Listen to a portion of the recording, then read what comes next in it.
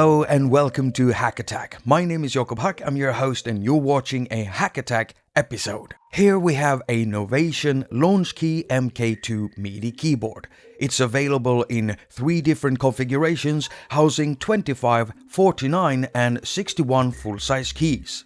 All 3 LaunchKEY models offers 8 knobs, 16 RGB backlit drum pads, transport controls, pitch and modulation wheels, sustain pedal port, and on top of that, the 49 and 61 key models also comes equipped with sliders and buttons. Oh, and both the keys and the drum pads are velocity sensitive. Now, the Novation LaunchKEY MK can be used with both PC and Mac and has been designed to work extremely well with Ableton Live. However, the purpose of this video is to demonstrate how the LaunchKEY integrates with iDevices such as the iPad and iPhone, and it's very much pure plug and play. That's right, the LaunchKEY MK will connect to both our iPads and iPhones without any need for USB hubs. To make sure you've got a stable USB connection with your iDevice, I recommend using a USB 3 to Lightning connector with an Apple power adapter connected. Now, Novation officially states that a 9-volt power adapter also needs to be connected to the DC port of the LaunchKEY to actually power it. However, let me add that I have successfully connected the LaunchKEY MK to iPhone 6, iPhone 5, iPad mini 1 and 2, and iPad Pro 12.9 inch using an older camera connection kit, and it works for me.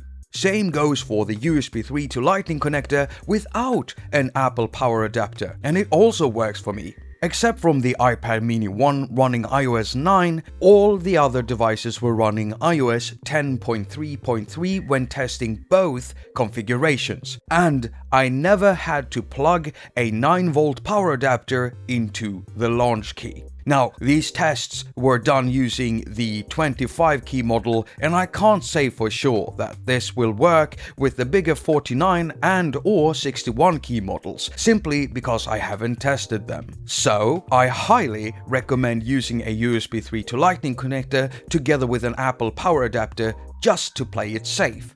Not only that, running our setups like that also allows us to charge our iDevices at the same time, which is nice for those lengthier, oh my god, it's 4 o'clock in the morning and this beat is so dope I cannot stop now type of sessions. Now, the LaunchKEY can be set to operate in 2 different ways, namely in control mode and basic mapping mode. With the in control mode turned off, the LaunchKEY MK goes into basic mapping mode, which essentially makes it operate as a conventional MIDI controller, meaning controls such as the knobs, sliders and buttons transmit MIDI CC data, except from the drum pads that will send out MIDI note data. A MIDI implementation chart can be found inside the LaunchKEY user manual, available online at novation.com. Okay, so let me add that you'll want to grab drum, synth, FX and DAW apps that have a MIDI learn ability when using the LaunchKEY MK with your iPads and iPhones. Why? Well, the basic mapping mode offers a set list of MIDI CCs, and there is no way to change these using an editor or anything like that. I've already checked, so you don't have to. Sure, it's a bit of a bummer, but as long as the app you're using supports MIDI Learn, well, then you're pretty much set. MIDI Learn, choose a controller, map and go. But what about the in control mode feature? Well, it's designed to auto-map the LaunchKEY control elements to essential parameters inside desktop DAWs. Yeah, desktop DAWs meaning not apps. But oi, don't scratch the in control mode off just yet. You see, the LaunchKEY MK is also designed to work really well with LaunchPad for iOS. Note, what I'm about to demonstrate only applies when using LaunchPad with an iPad, and so this will not work with the iPhone version, since it's designed to operate differently compared to the iPad version. So, as soon as you load up LaunchPad on an iPad, the In Control mode will light up. And if you've got loops loaded in your LaunchPad project, then the pads will also light up. And as you can see, the color light scheme of the pads will conform to the color light scheme in LaunchPad. Now, we've only got 2 rows of pads to our disposal on the launch key, but by using the scene buttons, we can navigate between the 6 rows of loops inside LaunchPad. And if we look here to the right, 2 lights will also show us which of the rows we've currently got selected. If you're using LaunchPad on your iPad a lot, then getting a LaunchKEY MK2 makes a lot of sense because the In Control mode really puts you in control. Not only do we get the ability to trigger loops and samples with the pads, we also get the ability to trigger the effects. See this round button here? Pressing it changes the color from orange to red, and now we can delete the internet. What? Sorry, and now we've entered FX triggering mode. Oh, and the knobs also gives us control over the filters. All in all, it's a pretty sweet setup, isn't it? But there's more that can be done here when using a launch key with LaunchPad on an iPad. Remember the basic mapping mode? Well, if we focus here on these 2 In Control buttons, these allow us to toggle or turn off the In Control mode for the knobs and or pads, effectively setting them to basic mapping mode. But how is that useful? Well, this will allow us to control stuff running in the background while we have LaunchPad running in the foreground. So look at this. As soon as I leave LaunchPad, the In Control mode turns off, basically setting the controller to basic mapping mode. The In Control mode only works if you've got LaunchPad loaded in the foreground, meaning on screen.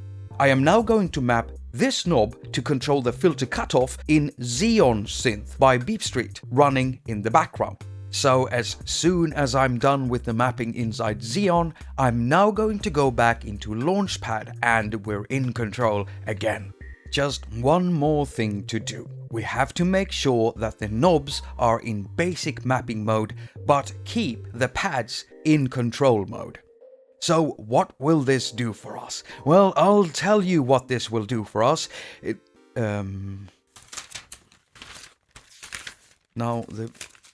Wait, that's the wrong.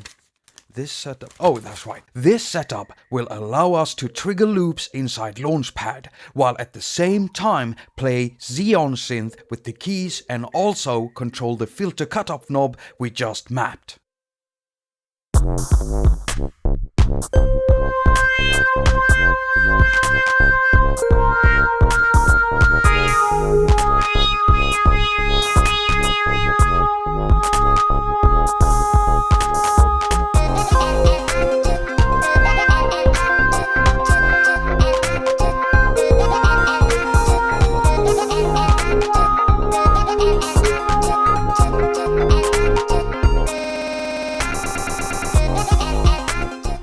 Now this is a really sweet setup to have when performing live. Now the reason why I haven't mentioned the transport controls is simply because they don't work with any iOS DAW that I've tested so far. For the moment, these only seem to be useful when working with desktop and laptop DAWs as actual transport controls, that is.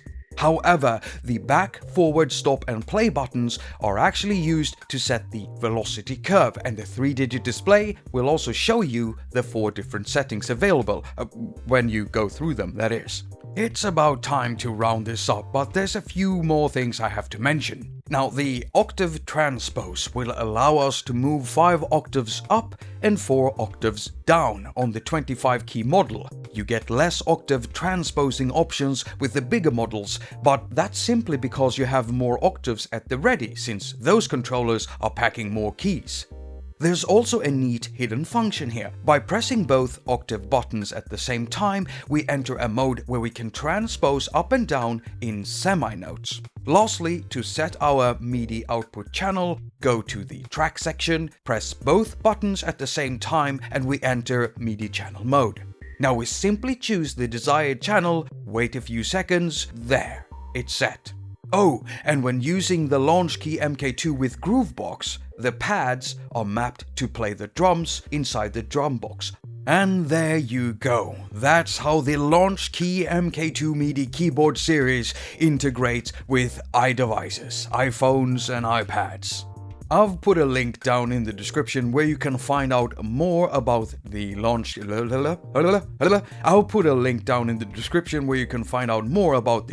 MK2 series, and you'll also be able to find links to LaunchPad for iOS, Groovebox and Xeon Synth. Thank you so much for watching, and I do hope you enjoyed the video. All comments and ratings are very much appreciated. I've also got a Patreon page, so if you want to support creativity, good content here on YouTube, in-depth videos like this one, tutorials, reviews and guides, then why not sign up as a patron at Patreon. Now, for those of you who'd rather just do a one-off donation, then I've also got a PayPal me link right here. Another way of supporting content creators and bloggers is by purchasing apps through our Apple affiliate links. If I talk about an app in a video, then you'll most likely find an affiliate link down in the description. You can also support the channel by sharing the videos and, giving them a thumbs up, because that really helps with the ratings around here. And if you do subscribe, then do not forget to press that bell thing, because that way you'll be notified every time I upload a new video. Follow me on Twitter, Facebook or Instagram so you won't miss out on updates on what I'm currently working on, shorter video uploads and other fun stuff that I sometimes do. You'll find links to all those sites where I'm at, social network sites and stuff like that. You'll find that in the description too. As usual, I wish you a very productive week. Now go finger all of your stuff and have a lot of fun doing it.